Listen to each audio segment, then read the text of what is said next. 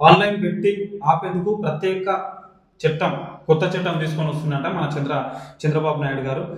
నేరాలను తగ్గించడానికి ఆధునాతనత టెక్నాలజీని వాడుకోవాలని పోలీసులకు సీఎం చంద్రబాబు సూచించారు. నేరాలు అదుపులో లేకుంటే ప్రభుత్వాన్ని ప్రశ్నించే పరిస్థితి వస్తుందని అన్నారు. ఆన్లైన్ బెట్టింగ్ను ఆపేందుకు ప్రత్యేక చట్టం తీసుకొస్తామని తెలిపారు. నేరస్తులు తెలివిగా సాక్ష్యాలను మాయం చేస్తారు. వైఎస్ వివేక హత్య కేసు దీనికి ఉదాహరణ.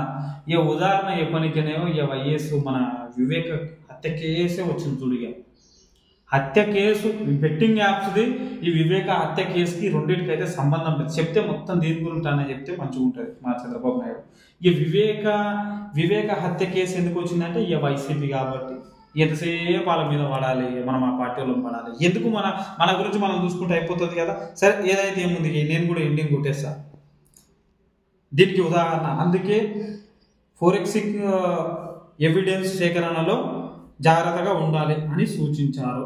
వివేక హత్య కేసులో ఎవరు చేసింది ఏంటి అనేది ఇంకా బయటికి రాలే కదా, ఇంకా కేసు నడుస్తూనే ఉంటుంది.